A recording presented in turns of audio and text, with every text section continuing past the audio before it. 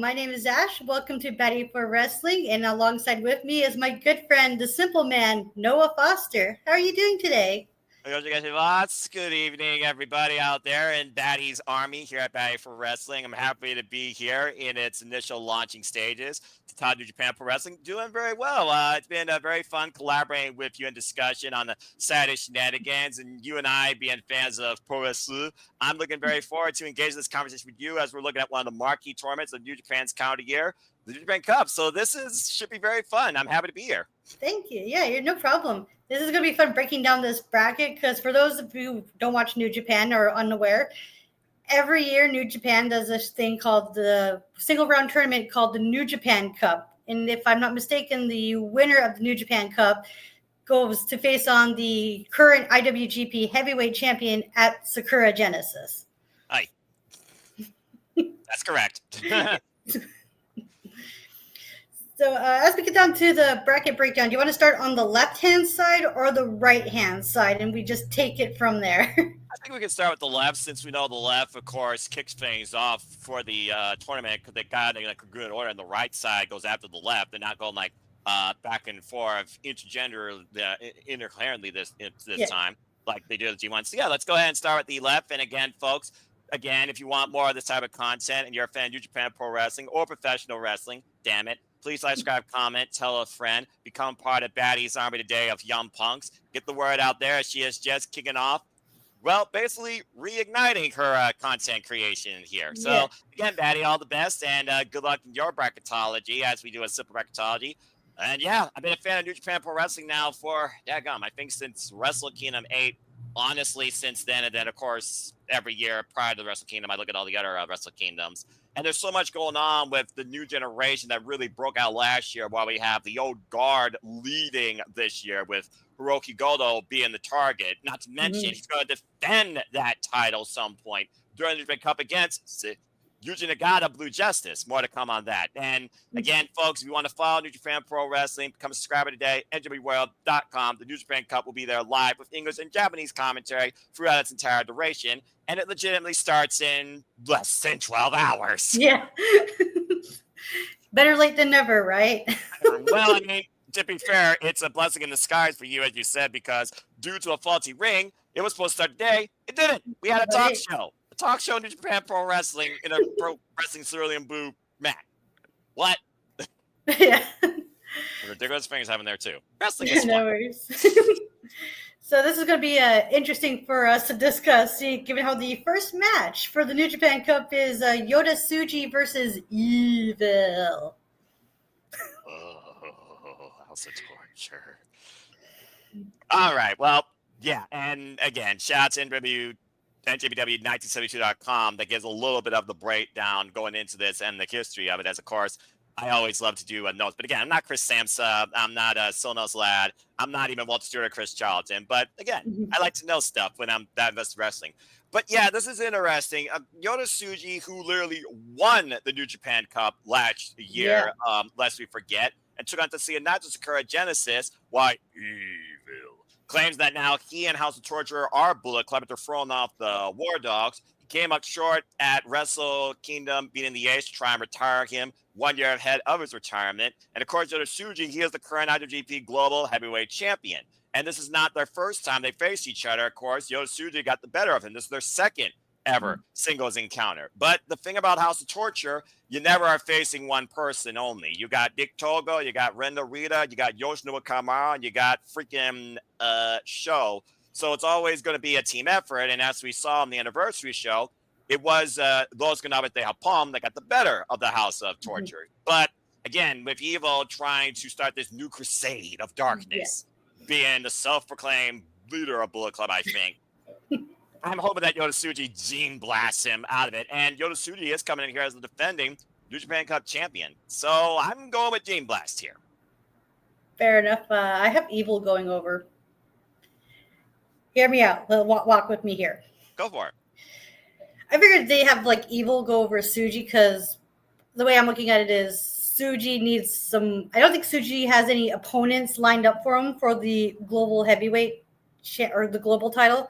And usually the way New Japan booking is if you're in a tournament and you beat a title holder, you become next in line for that title.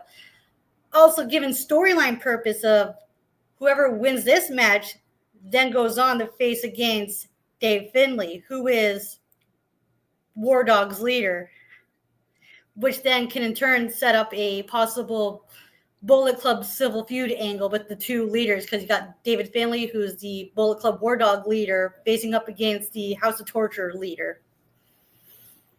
That's also fair. And also to go off that, it was Yota Tsuji and Gabe Kidd that were interrupted after going to double down, courtesy of Reshu Lumino back in the beginning when Evil threw out War Dogs from Booker in the first place. But also on that same point about David Finlay being the next challenger, David Finlay and Yota Tsuji have been tied in combat with each other since the New Japan Cup when they first both came back from excursion. At one point, David Finlay was injured, and Yota Tsuji, he was as a launch pad to win the New Japan Cup legitimately last year. But David Finlay got his win back. But again, they also jockeyed out of the G1. Yota Tsuji got the better of David Finlay, cost him there. David Finlay just lost his IWGP Global Championship at Wrestle Kingdom Yota Tsuji. So if Yota Tsuji goes over Evil, you have that rematch or rematches once again with the former Global Heavyweight Champion. That could lead him back to get in the very title he created. So I see both sides here, but I think Yota Tsuji right now, who wants to really take this title global, but I'm sure the previous champion doesn't want him to do that. We haven't seen a hightail of him since Wrestle Dynasty.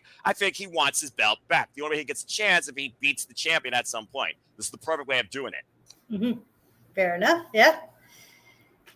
After on the bracket, we have. Do you want to go after who we have after, like, for the buy-in, or do you want to go into like the row by row bracket?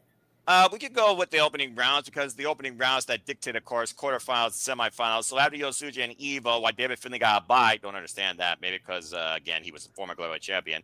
The next opening round match is Storm Uyemura, another person with a lot of familiarity history with David Finlay, as we know, taking on Bullet Club, War Dogs, Cold-Blooded, Sonata. And as we saw at the anniversary show, Sonata outsmarted Uya, got him disqualified as he had a guitar in hand. But again, I don't think guitars are going to come into play here. But Sonata, despite the fact he may be cold-blooded, he still is one of the most technically proficient wrestlers in that ring. And Sonata and Uya got a lot of history, previously being part of Just 5 Guys. Or now just 4 guys. Now just 4 guys. Yeah. But it is what it is. And the funny thing is, this is the first time ever one-on-one matchup. And Sonata, again, previously went into the New Japan Cup, became the leader of what became Just 4 Guys. Again, a lot of history considering we've really been 1 year since everything's gone upside down in New Japan Pro Wrestler, being perfectly honest. But again, looking at the bracket, thinking about, it could be some wars, but there was one person David Finlay called out that he never got to face, and that is Uyemura. So again, if David Finlay gets through his opposition up in that part, you could very well face David Finlay later, Uyemura. So I think Uya is going to outsmart Sonata here. A little bit of tit for tat. Anything you could do, I could do better. I'm going with Uya. Oh, nice. I had Sonata going over on here. Oh. With the thought process of going over who's in the going over who got the buy in the next one. So it's like I'm trying to like break it down. It's like, okay, it's like I'm kind of like thinking like too far ahead into the situation. Exactly. Like who has a buy and whatnot, and like histories between like each team right now. Because on this one side, Yoshihashi has a buy, but I can also, because right now is it's like because just 5 guys and the Bullet Club War Dogs, they're also having feuds with Chaos, and given the connections Yoshihashi has with the current IWGP Heavyweight Champion Hiroki Goto, much like how Sonata has ties with David Finlay. So there's that little four-way connection right there. Yeah. And Yoshihashi also previously confronted David Finlay when he was a global heavyweight champion as well. So they could also run that back. So, but yes, you're right. The headhunter also with a bye, best friend of Hiroki Goto, to have a Bishamon, record-setting IWGP Heavyweight Tag Team Champions and World Tag League consecutive winners. It is interesting when Yoshihashi at one point was just the god you thought was everybody's whipping boy. But it really became his own when he became a recognized 6-man overweight champion and one of the best tag team specialists this last generation since Guerrillas of Destiny have not been part of New Japan Pro Wrestling. So I'm holding out for Yoshihashi's surprises this year. And the fact that he's got this bye, I think that they expect Yoshihashi to surprise us. And either of these matches could be very interesting, considering, again, you could literally have David Finlay waiting on the other side, or Yota Tsuji. Right? Like Yoshihashi is like a very interesting case because it took him so long to find himself, much like another person on the other side of the bracket did.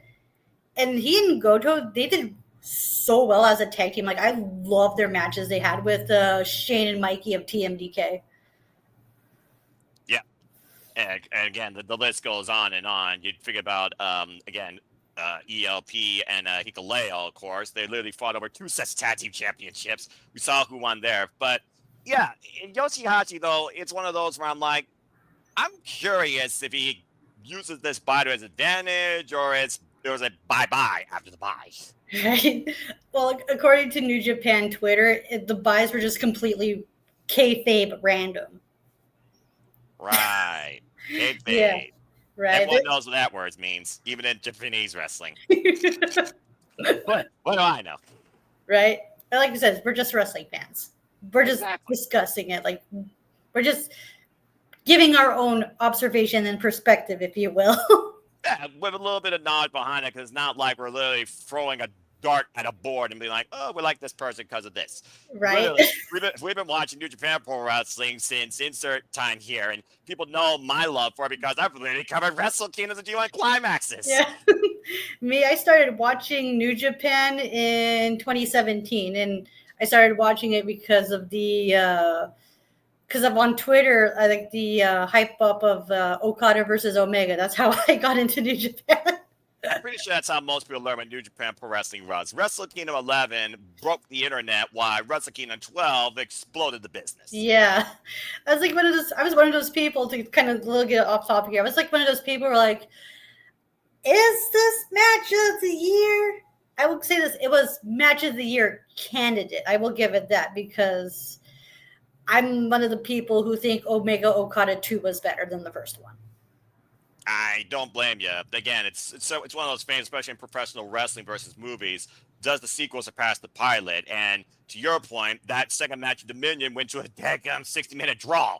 So again, it's one of those things where it's all about perspective, but also in this business, the stories being told sometimes with the greatest legacies of rivalries when it comes to the strongest spirit and the pride of calling yourself the best. That's been one of the foundations of New Japan Pro Wrestling, in and out of Inokiism, when Antonio Inoki first founded this company. Mm-hmm. All the way back in 72 was it? Yep, and happy 53rd anniversary of New Japan Pro Wrestling. Crazy, right? It's crazy how they've been around for so long, and it wasn't until the 2010s where they got major popularity, especially in North America. Yeah, okay. Literally Omega saying, how about taking this thing global? You can't do that with Okada. Well, the jury's out if Okada did not help that happen with Omega, again, starting at Wrestle Kingdom 11, and the rest is history. But we've also seen people stateside from Hulk Hogan, Big Man Vader, Stan Hansen, Kurt Angle, Double J, Jeff Jarrett, Sheldon Benjamin. AJ Styles. AJ Styles, exactly. Yeah, literally took over Bullet Club. Prince Devitt, the original leader of Bullet Club, also known as Finn Balor. Again, we could give a history of New Japan Wrestling Bullet Club a different day, but just to engage people on the fact that we are actually fans of this form of wrestling company, folks. Again. But yeah, and again, Yoshihashi, he's literally one of the oldest members of Chaos, one of the oldest factions in Japan Pro Wrestling, since New Japan's founded upon faction warfare. But the fact that Goto just merged Great Bash Heels and Chaos in the Hontai is very interesting. Right? It makes sense given that they're Hontai and Chaos are two of the biggest face factions. So why don't we just come together as one and be the major face the big time baby face faction? Because especially it got to the point where I wasn't even sure how many people were in Chaos or if Chaos was still a thing, to be honest. Sad as that sounds. Tomoyoshi Yoshihashi, Hiroki Goto, ...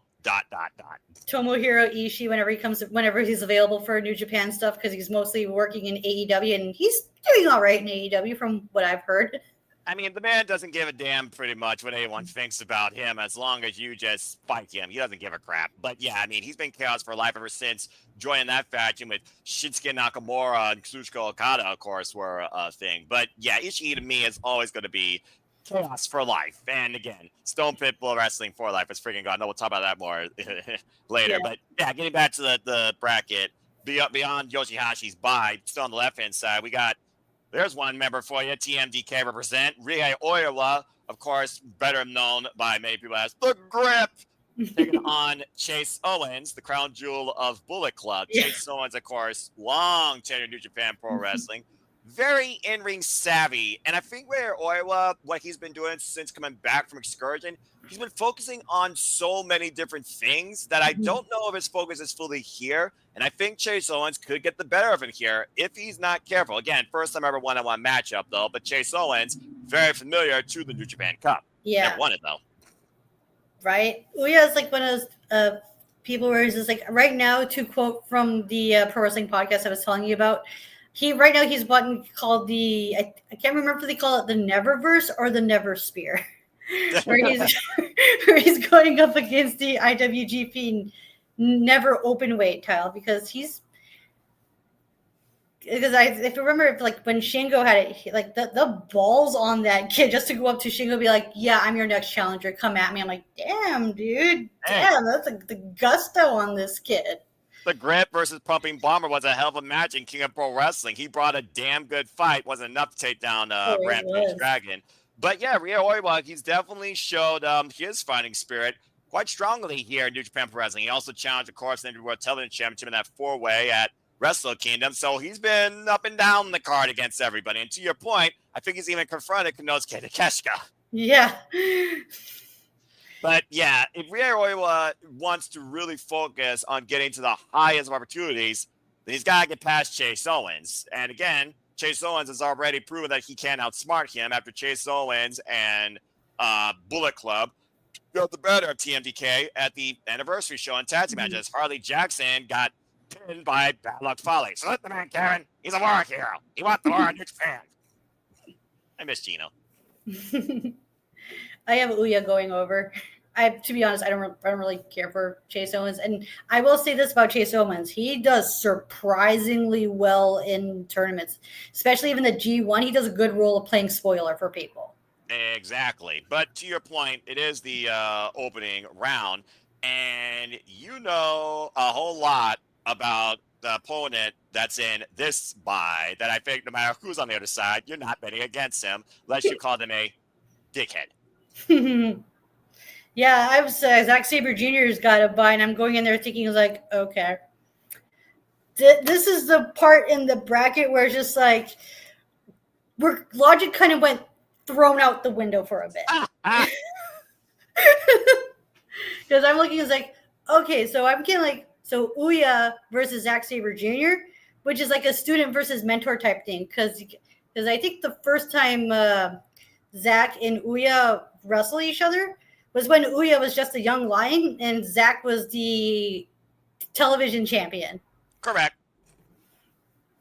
So it should be interesting to see how it's one of those, I taught you everything I know, but you know how that saying goes, right? Like I taught you everything I know, but how does that go again? Like the student mentor thing of like, yeah, I mean, I might have taught you everything you know, but I haven't taught you everything I know. Yeah, that's what it is. Yes. Yeah, and that makes sense. We've seen matches before in these tournaments, of course, where there has been faction versus faction. And to your point, he literally said when Oiwa came back as X, he wanted both these young punks in his faction because he calls the future of New Japan. We've seen the wars that Kosei Fuja has brought forward since he's been part of New Japan TMDK, challenging us for Ralph IWGP Junior Heavyweight Championship and, of course, current IWGP Junior Heavyweight Tag Team Champion alongside Robbie Eagles. But yeah, I think Rhea Oiwa and Zack Sabre Jr. will be a very unique proving ground match to show how strong and how much Rhea Oiwa has grown. So to your point, I am going with Rhea Oiwa getting the better Chase Owens here as well. It's, again, Rhea Oiwa's New Japan Cup debut. And with the fact that last year was so focused on ushering in the new generation to lead New Japan, I think Rhea Oiwa could definitely be one of those men. And getting out of the opening rounds of New Japan Cup is a great way to show that.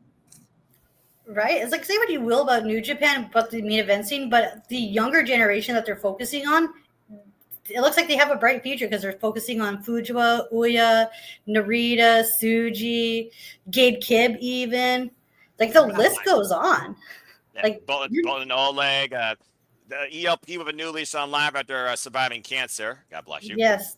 And of course, we'll talk about Roughneck Shoto on the other side of things, who right now might have the highest mountain to climb when it comes to figuring himself out to truly be the next ace in New Japan Pro Wrestling. You've already put yourself up with a huge target on your back mentally there with saying that. We've already seen so far what his year's been, but we'll talk more about it here in a little bit. But yeah, either way, outside that little bit of the bracket, I definitely see Zack Sabre Jr. clearing his way at least to the quarterfinals. Yeah. Plus, he's won it twice, the New Japan Right. Cup. 2018 and 2022, was it, or 2021?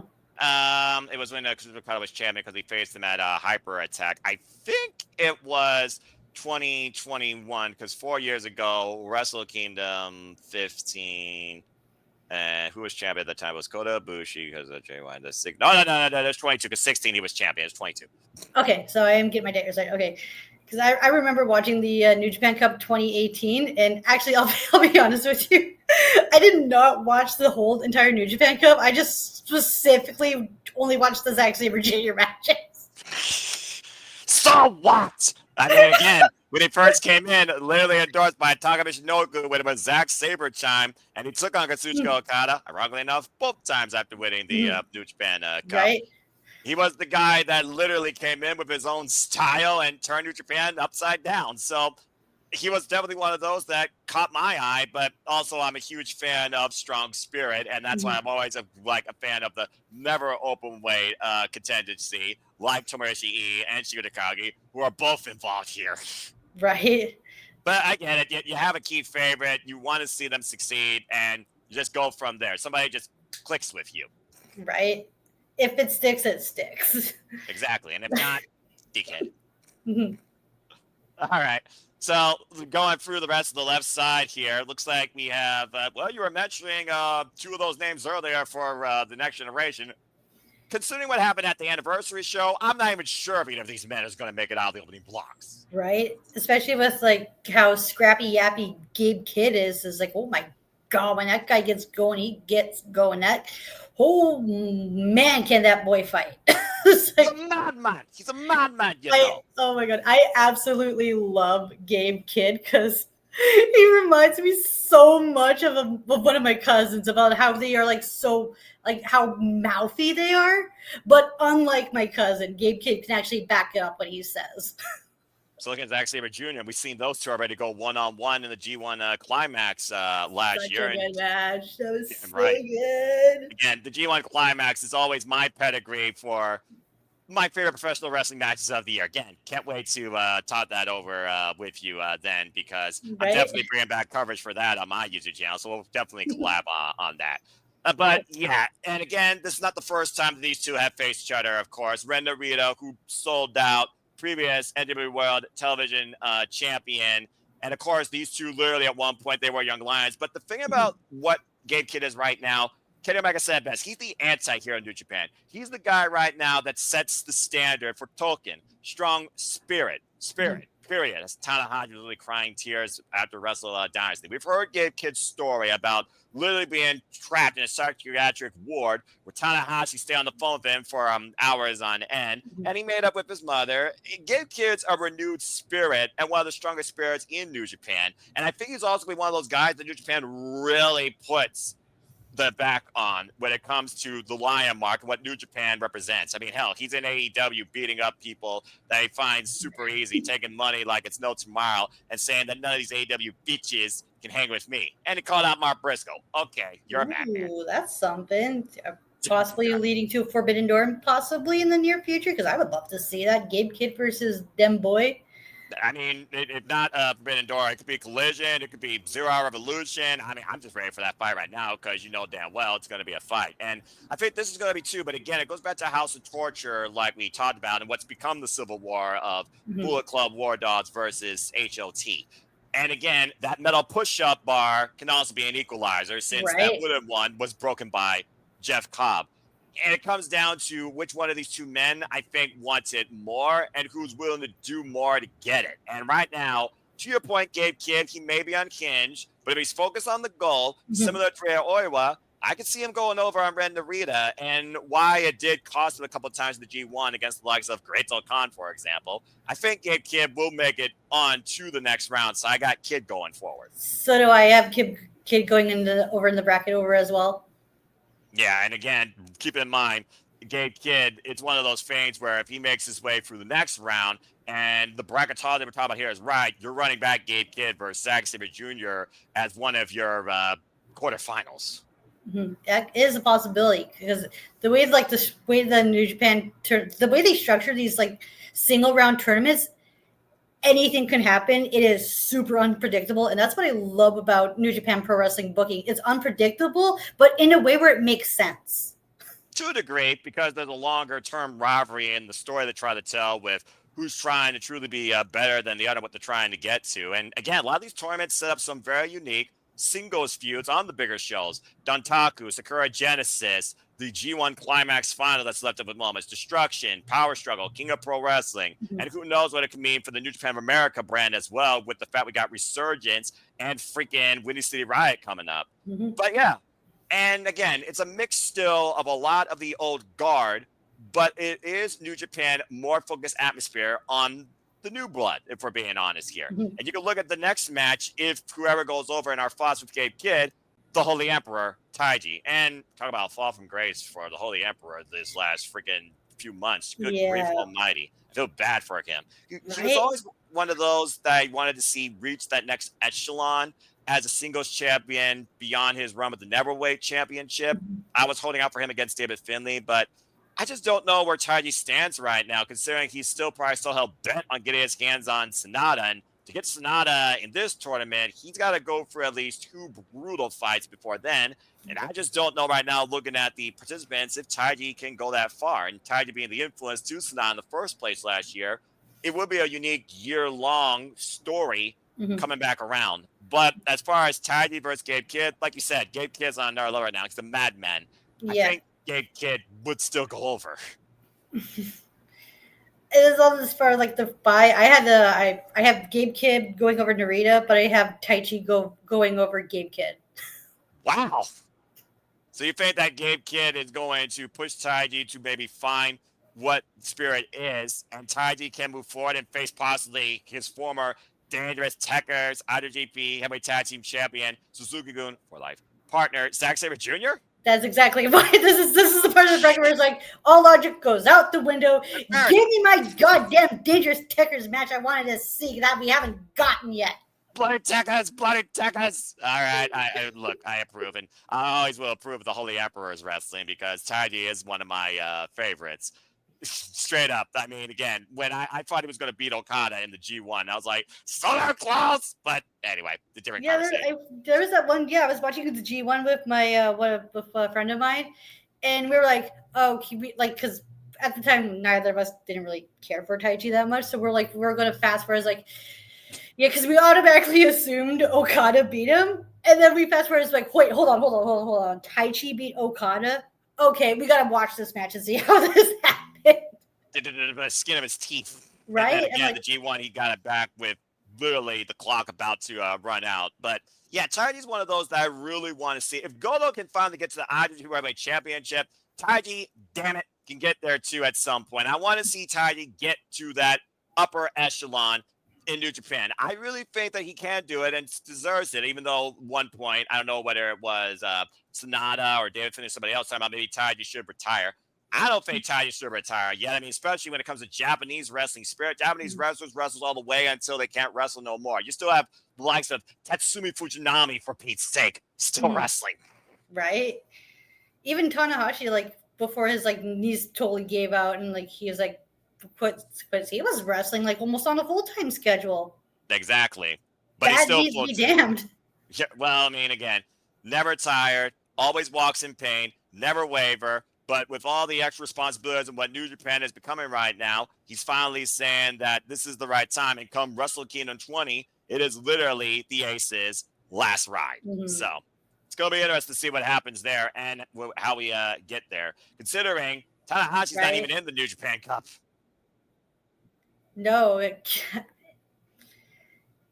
surprised. I thought he would be, but given like how the tournament, like the focus of the tournament is, like makes sense, especially because he's already having the match against Goto anyway. So there's just like no need for him to Yeah, be in the New Japan Cup. I don't because he mean to just had sound it. mean or anything, but No, I get it. Many people believe that's his last chance to get that GP Women's Championship. Of course, record-setting 7-time IWGP World Champion. But I mean, again, never say never. And he's already so humble. He even says, if I can't reach that echelon that represents the G1, the strongest of the strongest, grade one, I'm not going to be in it. I wouldn't be surprised if Tanahashi's not even in the G1 this year. I'm just, right. at this point, he's probably just riding it out to give everything he can for his love of professional wrestling to all that supported him. That's why we got Kenosuke Kazuchika versus Tanahashi coming up Windy City Riot. Ooh, that should be good. Especially because even Tanahashi wasn't in last year's G1 either. Nope. Well, again, go Ace. Always. Well, now we're on the right side of the bracket, Ash, so let's go ahead and bang on with this one. Oh, this one was tricky because for like the left side, I was like, okay, I'm going from top to bottom because I got everything else. This one was different. I went from bottom to top to figure out this last one because this one could go either way. We have Great Khan versus El Phantasmo with the winner facing up against Shota Umino. All right. Look. Great Khan. Oh, hell. He humbled Shota Umino. Mm-hmm. He said that you need to figure out yourself to the point that Shota, he did the ultimate humility act on his own. Shaved his head. Yes, I know the real reasons, but just go along with me. Shaved his head. We haven't seen him since the new beginning. Yeah. Period. No photos, no nada, no nothing, no teaser. It's the roughneck coming back. Again, what is Shota Umino?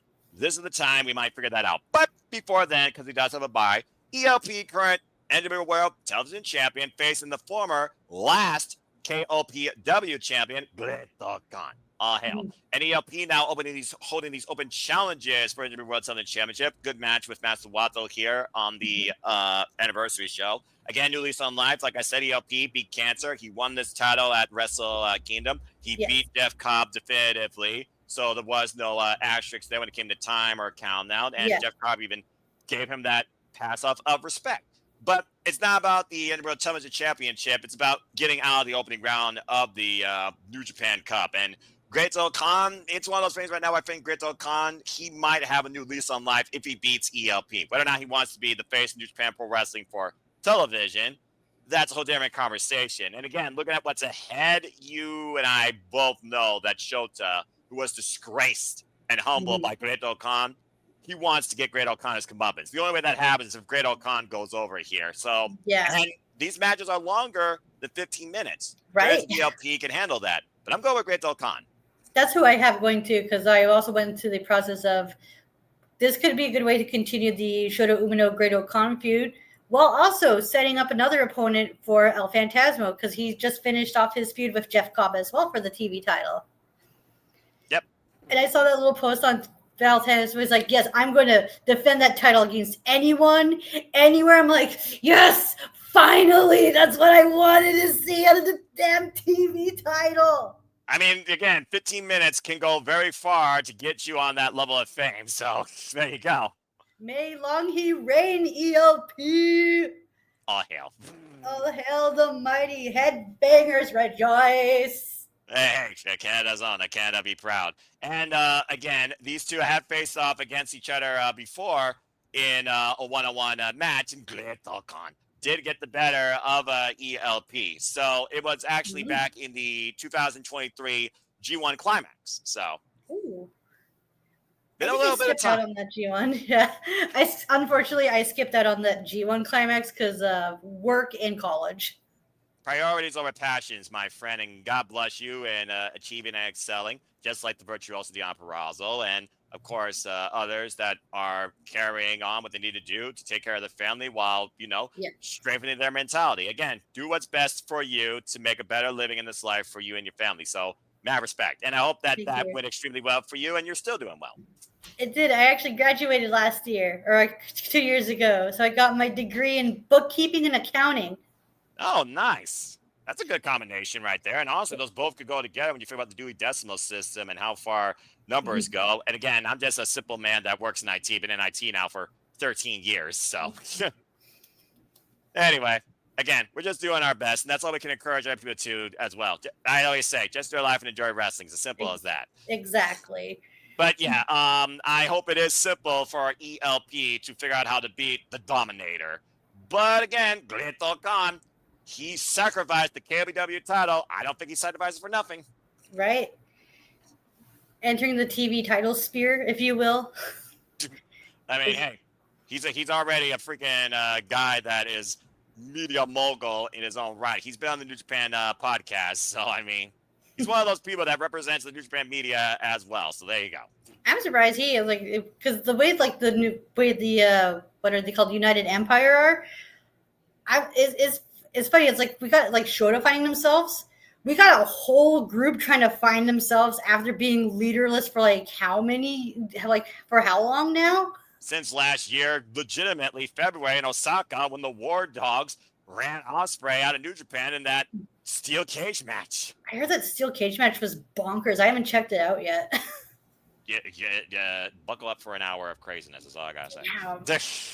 Anyway, continuing on with the New Japan Cup. So that's our thoughts with that little bit. And we move on into another match that's taking place on the same day. And also as another feud in itself, when you figure about the Prince of Pace, Kyle Newman, who literally wanted to face Tetsuya Naito one-on-one and did get the chance to. And of course, Naito, tranquilo, and he won. Also, Naito, of course, won half of the current IWGP Heavyweight Tag Team Champions after beating the Young Bucks. Sorry to my friend King, part of the ATW fam. And of course, his tag partner, his young boy, his Parahe Hiromu, thinking time bomb. So, and again, Hiromu's not in it. Technically not heavyweight, so I can kind of see why he's not in it, because of course the New Japan Cup's focus on heavyweights. But yeah, we got Tetsuya Naito versus Kyle Newman. Yeah, this should be an interesting matchup because congrats on Newman's recovering from his injury that he sustained. When was this? Was this before or after G1? It was during the World Tag League last year, I believe. So it was definitely the knee injury was after the G1. And this will be their third singles encounter, and Naito's already beaten the man twice. Who beat who twice? Naito's beaten Kyle Newman now twice. He did it back at Dominion 2024 when Newman first challenged Naito. I still think about his match with Ishii more, though, because, again, I'm an Ishii guy. And then, of course, we saw him qualify into the G1 where he got to face Naito again. But, again, he lost. And that was when Naito, of course, was IWGP Heavyweight Champion. So, again, the pressure was on him. That's an interesting tidbit about the brackets. The amount of New Japan matches I haven't watched is astounding. It is quite the list. I swear, if it wasn't for the We Work Stiff podcast, I would not have any idea what's going on in New Japan because that's so far behind it. Hey, I get it. I can only watch so much too outside live hours because of work. That's why I go to the NJPW when I can with downtime and look at NJPW.com. But hey, shout out to that podcast. It's good to have those fun resources that engage you and teach you as well. Right? But yeah, Kyle Newman again, Prince of Pace. Literally, he was with Will Ospreay, but he's not Will Ospreay. Shares with the Kyle Fletcher story in AEW. It's one of those things where sometimes you can get a shocker. Sometimes third eye can be the charm. It was back at Wrestle Kingdom where Naito kind of thought if he didn't beat Hiromu, wasn't my time to retire. It was one of those matches where you thought you were going to see Naito for the last time because he's done this for so long, because Hiromu believes that Naito can have a life beyond professional wrestling. Why Naito knows the clock's against him and he wants to do as much as he still can. And he's already been IWGP World Heavyweight Champion. So this is one of those matches that could be make or break, I think, for Newman in the shorter run, because I know he's got a lot more time. But it also could affect Naito in a way, considering he's a tag champion. And if he loses this, okay, I'm tag champion. Am I still tranquilo, or am I satisfied with that? So this one's one of those that I'm really curious to see which way you're thinking. I just went with Naito because I figured he's a local favorite. He's a champion. Yeah. New Japan loves pushing Naito. That was just my thought process. Well, I mean, I guess that, Naito, again, he's been one of those faces of New Japan for wrestling for who knows how freaking long. And considering who's on the bye, there's the match running back all the way to Wrestle Kingdom freaking 16, if you know, folks, because there's your Imperial unit, Jeff Cobb. Of course, Jeff Cobb and Tetsuya Naito, they feuded for how freaking long? And of course, to your point, Jeff Cobb was also part of the World Tag League last year. And due to Kyle Newman's injury and also Hinare injury, get well soon, they basically didn't get a real chance to get the titles. They had their chance for the Dynasty. Young Bucks won. Jeff Cobb lost out on the World Television title. Jeff Cobb can find new lease on life, maybe going for the New Japan Cup, as he says that this generation has to run through me. He's going to prove that he needs to get out of the opening blocks and move it for bye. And beating Naito could add a whole lot. Although Kyle Newman and Jeff Cobb, there's United Empire versus United Empire. But yeah, I think looking at Jeff Cobb, Naito does make more sense. All it takes is inside cradle. Yeah, just the old classic roll up. Yeah, the small package. Inside cradle. It's good old JR would say. But yeah, I got Naito and Cobb. Yeah, here we go. The thing is, like with Naito, is just like there's also like debate whether or not can he do the Destino, and when it's done badly, is he doing it purposely? That's the thing. Well, you know as well as I do, he has screwed up eyes where he literally has had maximum surgeries on them to the point he had a surgery on one eye to be as bad as the other eye, just so it's similar. And you want to talk about bum knees of the ace, you know as well as I do how long those knees have been taped up for Tetsuya Naito. But it's that slow, mental, methodical pace of breaking down the neck and getting his opponent's head that has made Naito so much freaking success, shades of his great mentor, Keiji Muto, the wrestling genius, that he literally retired. So yeah, never count out Naito. If I've learned anything about New Japan, never count out Naito. Tranquilo. He'll always find a way. He always finds a way. Pretty much. Anyway, moving on. We got Tomohiro Ishii versus Drilla Maloney, and oh my god. I'll be real with you. I'm not too familiar with Drilla Maloney. I've only seen clips of him, and I was like, hold on. This guy's a junior heavyweight. Okay, that's not a junior heavyweight. That's a freaking heavyweight. It's like, Jesus. That is the heavyweights of the junior heavyweights, right? To your points. Right? Just like how Shingo was. When I first saw Shingo, I'm like, what the hell are you doing down here? You're a heavyweight. You should go up into the heavyweights. And a few months later, it's like, that's where you belong.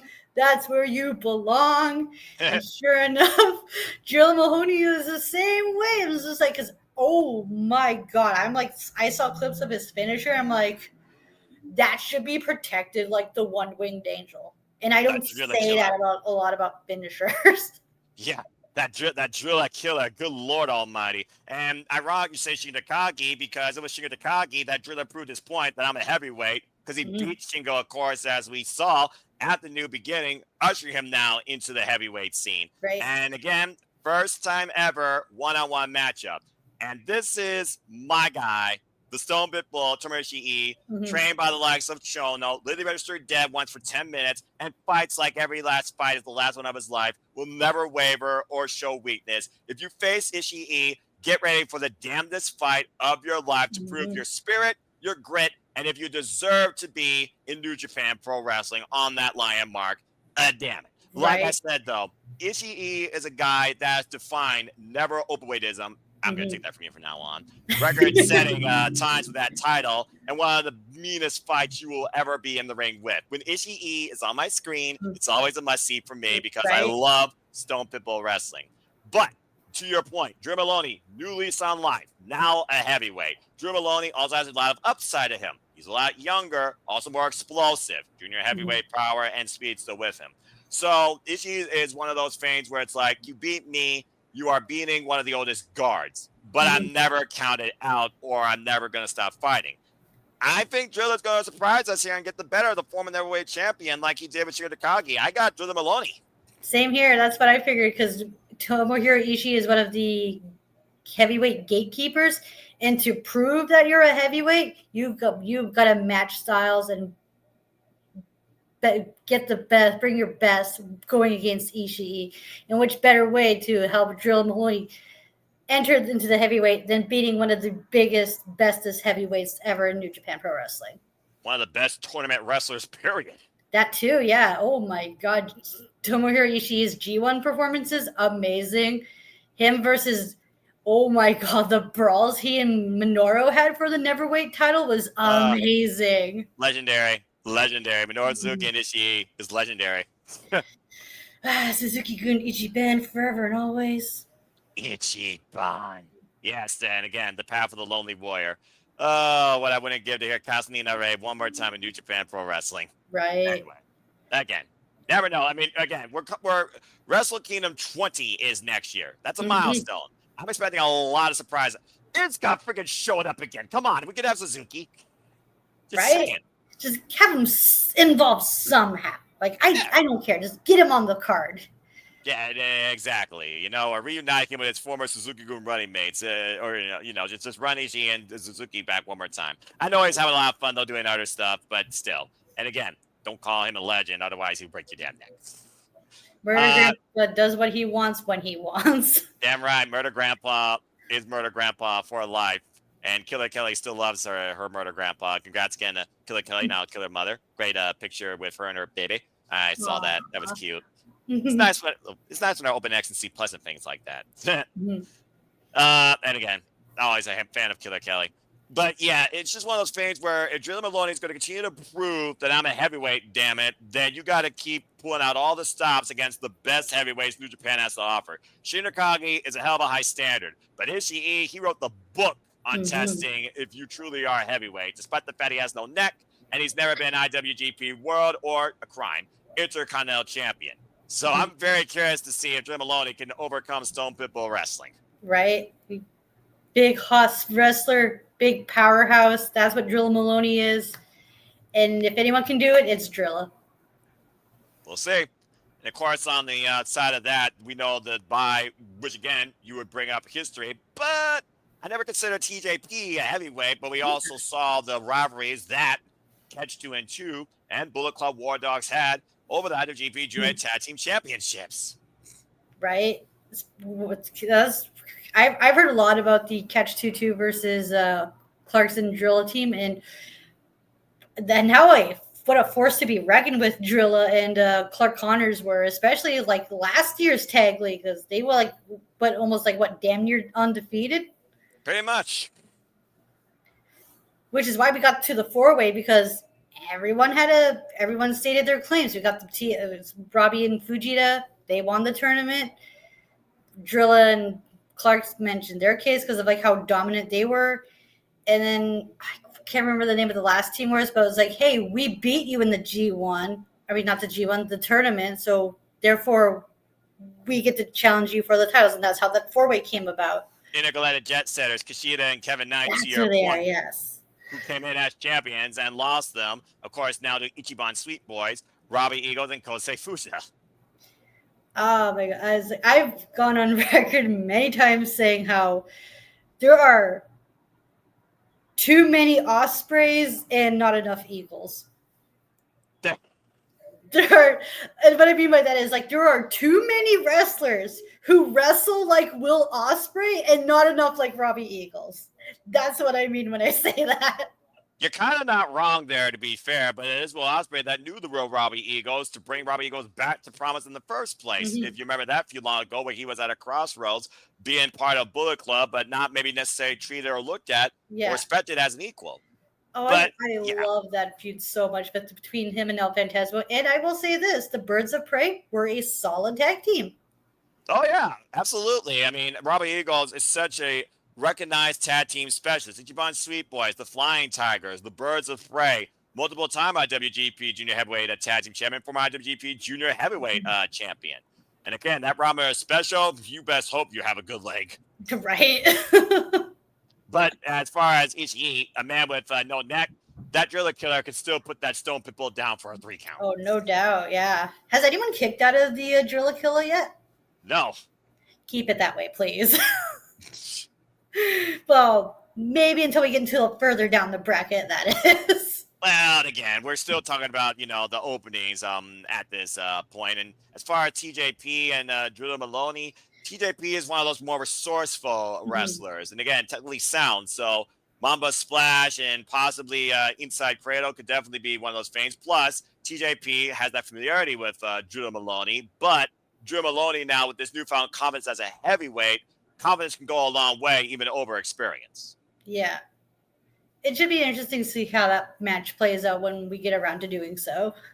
Right. All right. Well, let's go ahead and continue, Ash. Ooh, this is going to be a fun one. We got Bolton Oleg versus Bad Luck Fale. Boss. You want to talk about a Haas fight now? This is a Haas fight. The Rogue General. In a war under Japan. What? Anyway, yeah, and again, Bolton Oleg is another one of those that really seems to be breaking out this year. We saw his incredible performance against Konosuke Takeshita when he challenged for the Never Openweight Championship and legitimately manhandled the Alpha, unlike anybody I've seen in a long damn time when it comes to facing Konosuke Takeshita in that ring. And I literally thought Bolton Oleg had a chance. He definitely earned the Alpha's respect. Bad Luck Fale, though, one of the oldest tenures in New Japan Pro Wrestling, leaders, trainers, of course, of the Nagoya Dojo in Australia. And again, the Rogue General. This is one of those things where I will be super curious if Bolton Oleg tries to lift him up for the Kamikaze or even those Bolton Oleg specials. And again, it's the first time ever one-on-one matchup. You want to talk about spoilers? Bullet Club has always been known to play spoilers to other rising talent and other factions. And you literally have the Rogue General that's played spoiler in the past for some people, if not worn them down. But right now, again, I look at the generation rising in New Japan, and that's kind of been my focus on this bracket. I'm going with Bolton. That's who I have going over as well, especially like that visual, is because they are building Oleg as a, not only just like as a heavyweight, but also someone for potentially for the never open weight verse, if you will, the never verse, if you will. Never wait verse. I love that. I love that. It's brilliant. I can't take credit for that. So I mean, again, look, imitation is the highest form of flattery as far as I'm concerned. And also acknowledgement is humility. So you've already acknowledged them. I'm sure you'll put them in the chat as well, because as far as I'm concerned, that's a great partner and a great resource. And I think it'd be cool if you even collab with them. So, just something to think about. I'd be down for that if we can get around to doing so, because Canadian time and Australian time, that's fair. Yeah, not easy to work around with. Well, neither is UK time, to be fair. And shout out to my friend Amara Jade, Megan Chiba, continues to prove Jade's worth more than gold. Been a long time, pal. Cheers. Hope you're doing well. I get it. Again, time is always a freaking obstacle. But Bolton Oleg versus, if he gets through Bad Luck Fale, is a whole different form of an obstacle.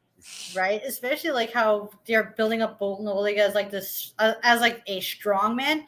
And what better way to establish him as a strong man than to beat Bad Luck Fale, even if he does lift him? Because if he does lift Fale, what a visual that would be. Because Fale is not an easy man to knock down, as we've seen in previous G1 climaxes.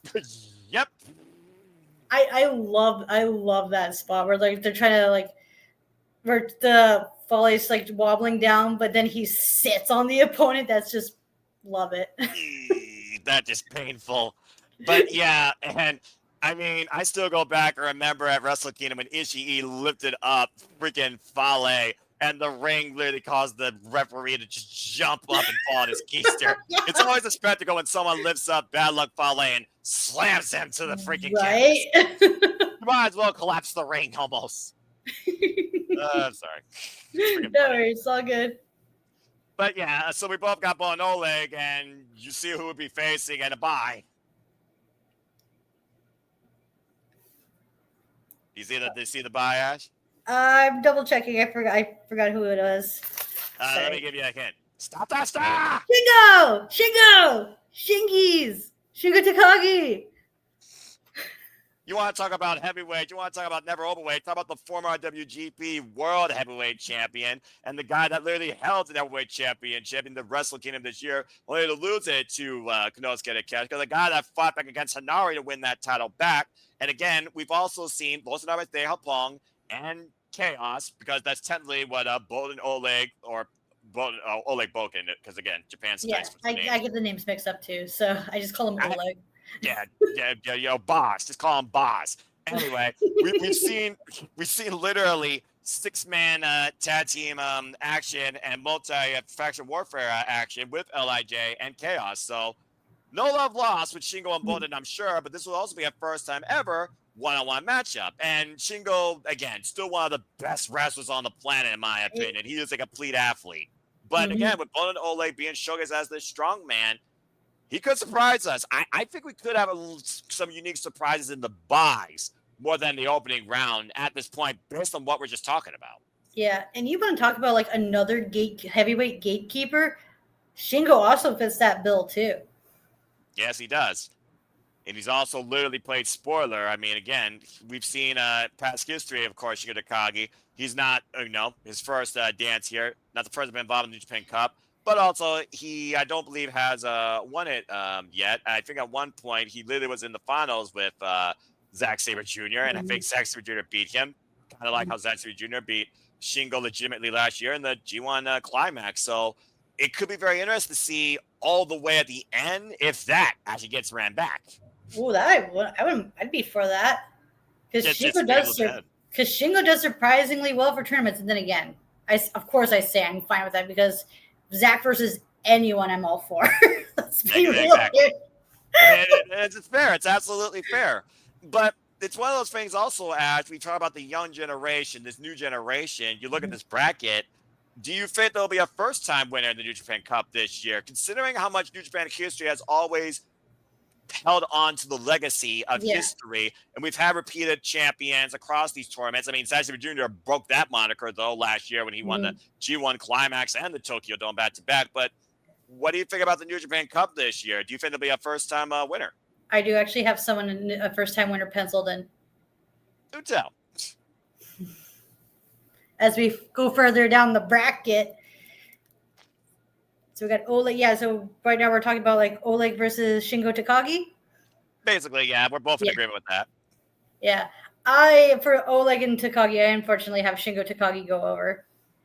Because the thought process of like, wouldn't it be like let's run back Shingo versus Maloney in the tournament to see how that goes? Because as we mentioned, like if Drilla Maloney goes through Tomohiro Ishii, makes sense for him to go for another heavyweight gatekeeper as well in Shingo Takagi. Yeah.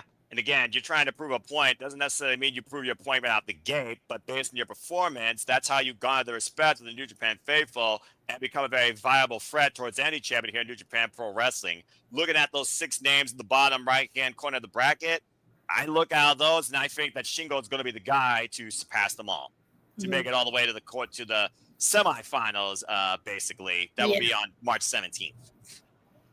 Because people talk about Zack Sabre Jr. being a tournament wrestler. Don't count out Shingo. He's also a tournament wrestler as well. Well, I mean, many of these people are tournament wrestlers. It's just a matter of how successful they've been versus the notoriety. And I think that goes a long way, especially in this era of New Japan Pro Wrestling. I think sometimes people think that they just put these names because these are the only people on the roster. Not necessarily. The performance itself and what they've done recently also speaks volumes for why they are involved in this tournament, where they're at, and who they're facing. That's a lot of the work of New Japan Pro Wrestling, recalling history but trying to create new stuff. Right. But yeah, Shingo Takagi is one of those guys that I always usually have penciled in to go the distance whenever he's involved in the tournaments.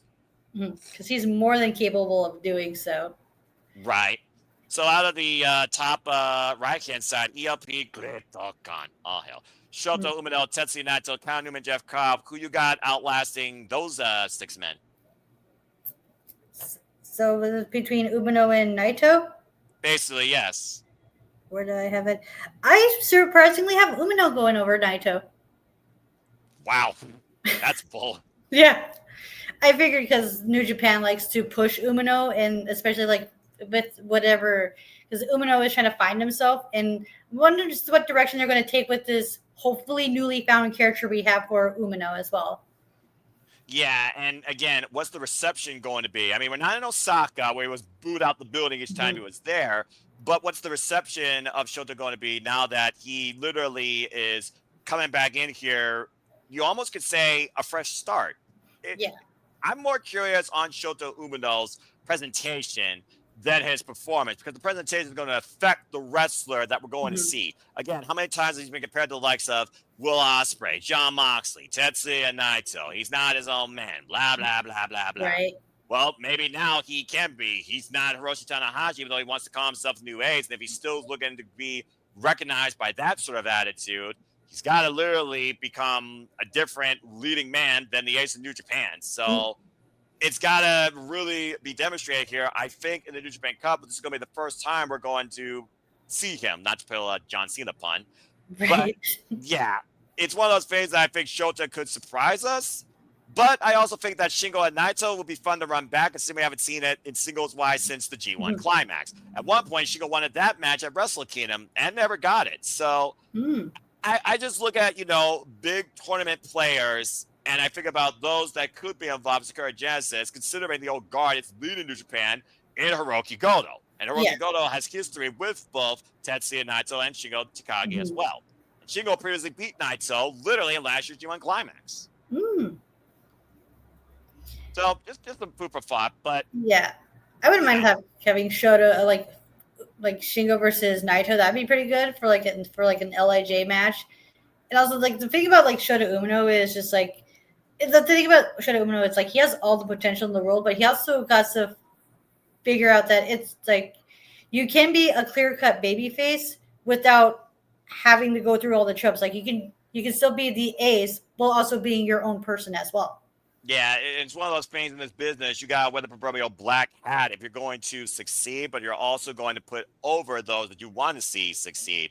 And Shota Umino right now, he's trying to be the ace of New Japan. He's got to learn how to do both of those acts. And again, I do Mhm. think the attitude that you go into this reflects the attitude that you might carry through it. And that sort of mentality could be what makes or breaks you, especially in these tournaments. That's much more than just endurance as you think about each match going forward, because the matches that each man face is not back-to-back days of the G1 Climax. There are gaps, but you still Yeah, have to consider conditioning and your mentality.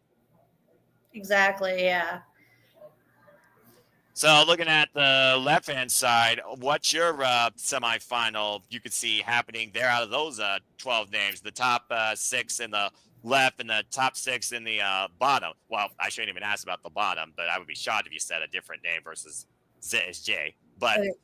it's just one of those things right Yeah. now that figured about your tournament layout breakout.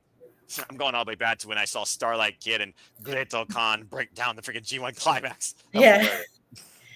So I got Finley going against Yoshihashi, going back with the Goto connection, and I have Finley going over Yoshihashi, and then I have Zack Sabre Jr. going over Taichi's, getting us Zack Sabre Jr. versus David Finley.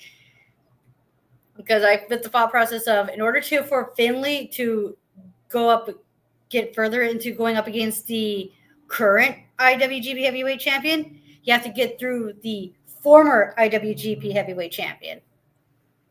That's clever. Well, I mean, again, David Finley, he made that title the global heavyweight championship. So maybe now he feels that I did what was needed for that title. You can hold on to it for now for me. I'm going to go after the bigger prize. To your point, David Finley beat Hiroki Goto last year. He was defending the global heavyweight championship. And Sakura Genesis, we know that winner of the New Japan Cup will challenge for that heavyweight championship, Mhm. whether it's Hiroki Goto, Yuji Nagata. I'm just going to say it's probably going to be Goto right now, even Yeah, though March 15th, that's when that match is going to happen. No disrespect to Blue Justice. But I right. do like the idea that the fact that David Finley was injured in New Japan Cup last year didn't really get to show or tell us if he could have won the whole thing. That really was the launching pad for Yosuda's Mhm. career, for being perfectly honest here. Right. You looking at the fact that David Finley gets the win back on Yota Tsuji, or again, overcomes evil to combat this civil Mhm. war. And we don't even know David Finley's aspect of this so-called Bullet Club Civil War in the weeds right now, Mhm. because he hasn't Yeah. been involved with Evil's proclamation. I mean, I haven't heard a response. But I like the idea that you got David Finley versus Zack Sabre Jr. because he beats the former world champion. He goes on to the finals where he could face legitimately another former world champion on his way to face the current champion. And that really could put David Finley over the top. So Mhm. it's an interesting thought process, considering you have David Finley, Zack Sabre Jr., Shota the Umino, and Shingo Takagi as your final four. Yeah. When I look at this though, I do think that Yota Tsuji and David Finley are going to run it back beyond this because it just feels like those two are literally going to fight forever. But I also look at the bottom bracket and I think about Zack Sabre Jr. and Gabe Kidd. What's the condition of Zack Sabre Jr.'s back and ribs after all of that damage done while he was IWGP Heavyweight Champion? Can Gabe Kidd exploit that? Because we've seen him use the Inoki special, that ground cobra. It's one of those things that I almost could think about the left side being literally going down to Gabe Kidd and Yota Tsuji, considering they still have unfinished business from the new beginning, and we might get a definitive result there. And one of those two men might become a fighter. You talk about Gabe Kidd's potential, of course.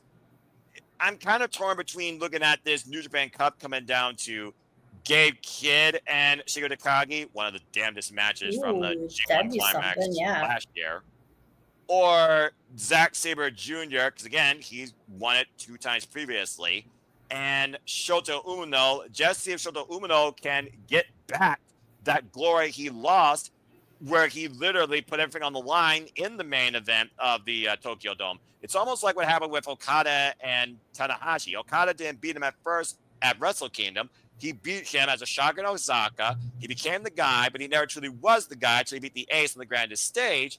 But it still helped build his confidence to get to that point. And I could see that kind of on Shota Umino's journey to redemption here. But overall, I still think there could be a first-time winner this year, to your point as well. Right. I've noticed like a lot of people, like the New Japan people, like fans of New Japan, they've also mentioned like how Shota Umino's road to redemption and finding himself is very similar to that of Tetsuya Naito's.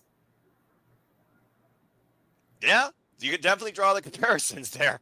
And again, the history's there, and based on the bracketology that we kind of did, Shota and Naito could literally be ran here on the 15th in the quarterfinals. But again, we have to see what happens out of the opening blocks. Again, we're only a few hours away. But I think you pretty much laid down a good foundation, what you expect and what I think we want to see and what we very well could see. And there are a couple of opening matches that could surprise us in the result that kind of could go either way, and we wouldn't necessarily be upset, but maybe more so surprised. Right.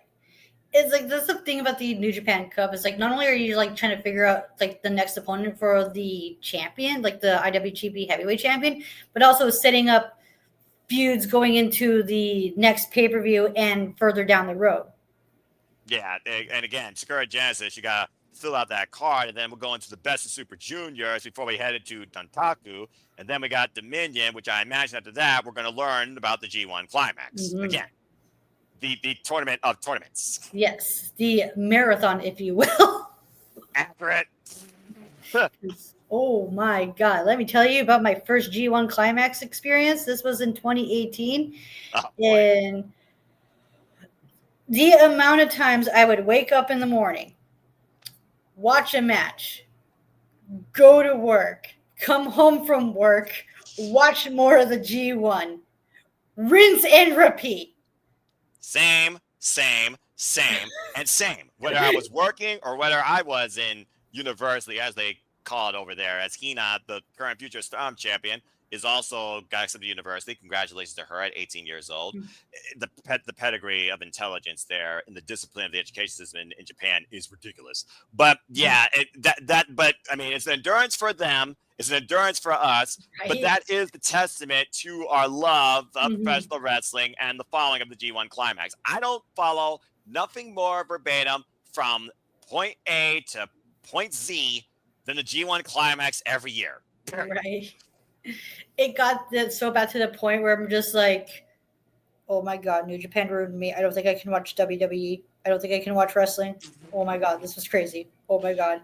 Two different worlds, 2 different identities, 2 different styles. But exactly, I will say WWE is in a better light. But when it comes to the pedigree of proficiency and combat in professional wrestling, Japanese wrestling scene can't be touched. No, not at all. And I say that it ruined me because of how much wrestling content I consumed, because that's the most I've consumed in so long, because I'm what you call a casual viewer. Gasp. I know, right? My God.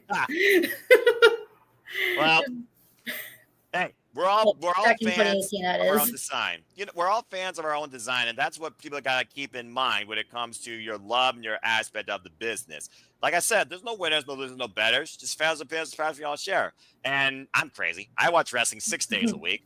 But it's one of those things that I watch it here and there, not everything live, not everything at the same time, if you will. So it's a matter of putting perspective, priorities of our passions, and your mentality when it comes to your love of wrestling, where your love of the business doesn't kill you when Right? it doesn't love you back as much. But I Exactly. think the New Japan Cup is going to give us a lot to love and look forward to, and a couple moments that I'm going to be like, what the fuck? Right? And again, what's a tournament without some shock surprises, right? Especially in New Japan Pro Wrestling. Where it's just like, huh? And then you're like, oh, this makes sense. This is one of those things where you really got to let it play out. And they're like, oh, that's why they did that. Okay, it makes sense. Yeah, even though you're like, you spoiling son of a. Because anyone that's eliminated can definitely play spoiler for somebody they don't like. And I look at particularly people like David Finlay. Haven't heard high nor tell of him since Wrestle Dynasty. Shota Umino. Does he care about winning? Or does he really give a damn about what anybody thinks of it anymore? But he's going to make sure that he leaves an impact that you remember when it comes to him. Drilla Maloney, sleeper pick. Does he make it all the way to the semifinals? Zack Sabre Jr. can become a 3-time New Japan Cup champion. Gabe Kidd, the rogue war dog, the madman. Can he surprise us and take this whole damn thing and go after Hiroki Goto? Right? A lot of possibilities here. Sonata and Taiji, do they screw each other over? Oh, yeah. Continuing over that feud as well. Well, at this point, Taiji has not gotten the better of Sonata. Sonata's gotten the better of him each and every time. And I don't think Taiji's going to retire until he gets the better of Sonata, in my opinion. Do you think they're going to take that feud and have it because it started at Power Struggle? Do you think it's possibly that they can drag it out until Power Struggle? It feels like a power struggle internally right now when I look at Taiji's mentality. Wouldn't surprise me one bit, but I think the G1 Climax is going to tell us a lot more about that versus the New Japan Cup. Then again, Dontaku is also a thing as well. And Dontaku is also one of their biggest shows of the year. Dontaku and Dominion are bridge points when it comes to what you really can expect going into the G1 Climax. Yeah. But again, I have to wait and see. Well, exactly.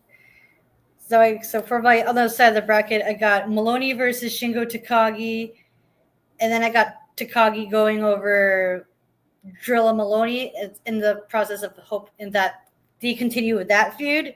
So that leads us with this is like, okay, this is where we get interesting. I got this is the one I'm going back and forth between now because okay, I got Shota Umino versus Shingo Takagi. Which is the bigger marquee match and would make more sense going into who I have as the finals right now? That's a little bit of a personal bias, maybe, versus who right now has more need for it in New Japan Pro Wrestling. Yeah, because I know because both people like Shingo Takagi and Shota Umino, both people New Japan heavily push are on behind. It's just like going into who I have making the finals on the other side of the block. Which match would make the most sense and would be a marquee main event for the New Japan locals that go there? March 20th, by the way, the New Japan Cup Finals will be taking place. So stay tuned for more on that, folks, here at Value for Wrestling. So, I mean, in your opinion, just look at you basically got a coin flip, heads or tails. You look at both matches, think about the outcome where they face the Hiroki Goto Sakura Genesis. That's kind of what you got to decide, but why don't you go ahead and speak your mind? That's what this is all about, my friend. Yeah, so I have Finlay going over Zack Sabre Jr.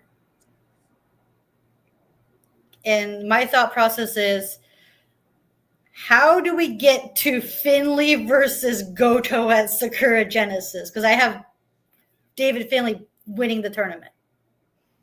Well, you kind of answered your question right there, but it's a matter of who he beats. And David Finlay, for everything you want to say about this Savage King, he's beating quite a huge number of the New Japan roster. But he also has a couple of wins he's been looking to get back. Again, David Finlay, Uyemura could be a sleeper that actually happens here. A name he called out that he did not get a chance to get that win back after. Uyemura could surprise us, overcome Sanada and Yoshihashi. There's your David Finlay and Uya match if Yota Tsuji loses David Finlay and Evil's eliminated out of the box.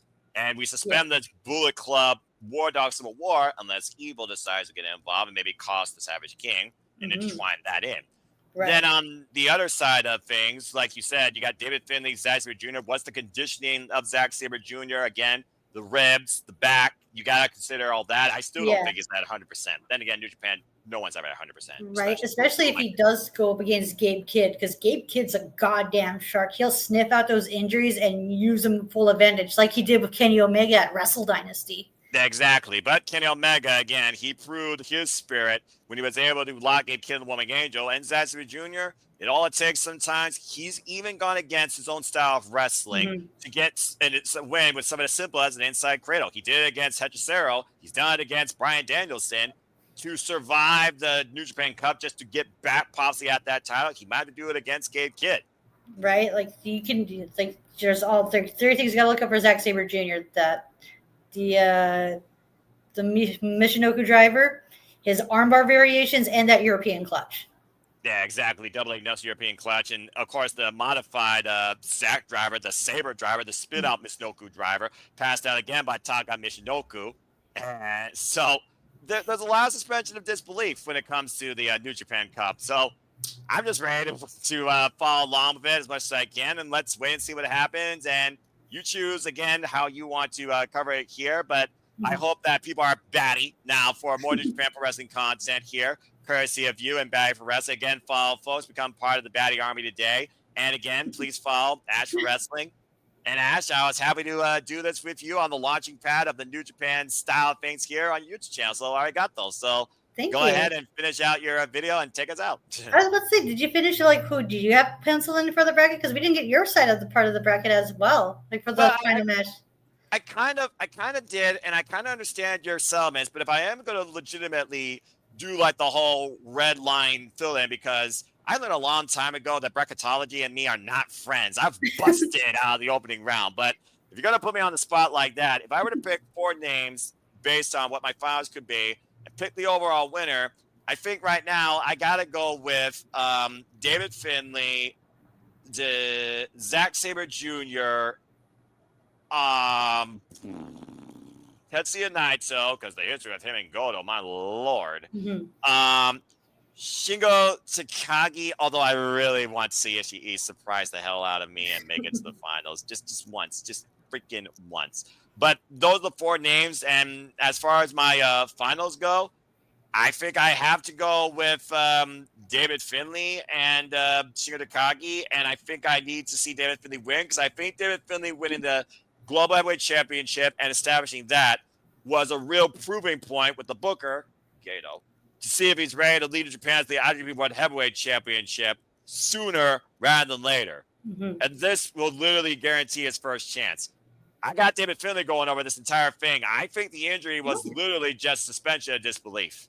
That is a possibility, because the whole reason why Goto got to go as far as he did in the tournament, you can make the argument, was because of that misfortunate injury of David Finlay kept. And this, it could also add heat to the match if David Finlay does win and goes on the face against Hiroki Goto.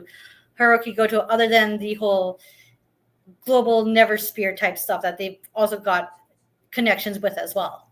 Yeah, right. Too many titles still to a degree. And to your point, last year's finals, New Japan Cup, it was Hiroki Goto and Yota Tsuji.